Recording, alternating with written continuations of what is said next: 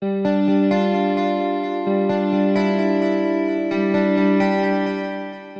Moosegrove, a resident of Chevy Chase in upper northwest Washington, D.C., has lived quietly at her house on Northampton Street for 30 years.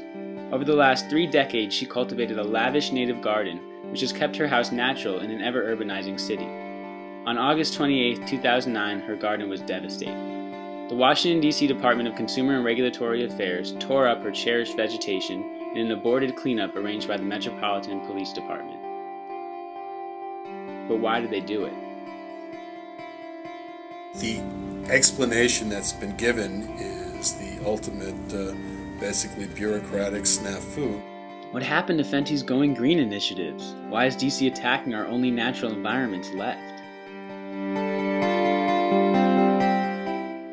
The story begins when Zena receives a notice of violation from the DCRA claiming excessive vegetative growth of over 10 inches.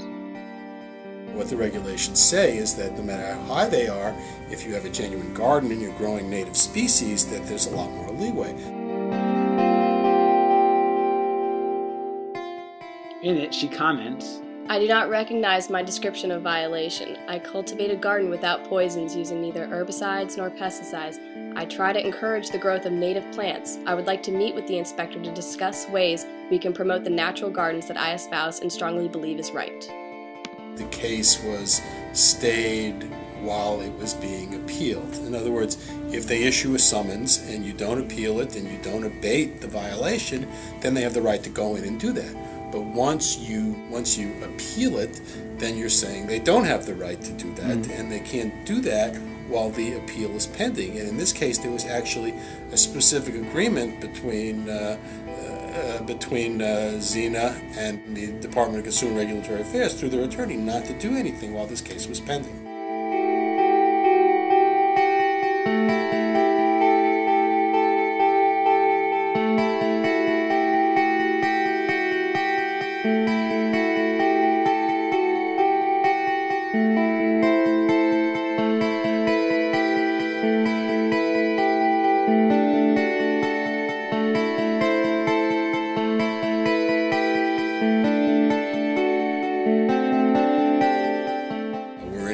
We have a case.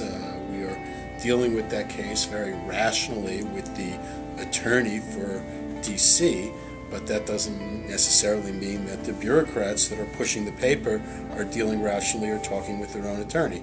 And what happened in this case is while the attorney and the judge and the parties are presumably cooperating, somebody on some desk in Department of Consumer and Regulatory Affairs moved it from one pile to another, and they saw there'd been no response, and they moved it to the abatement pile, and one day we came home, and the rest is history.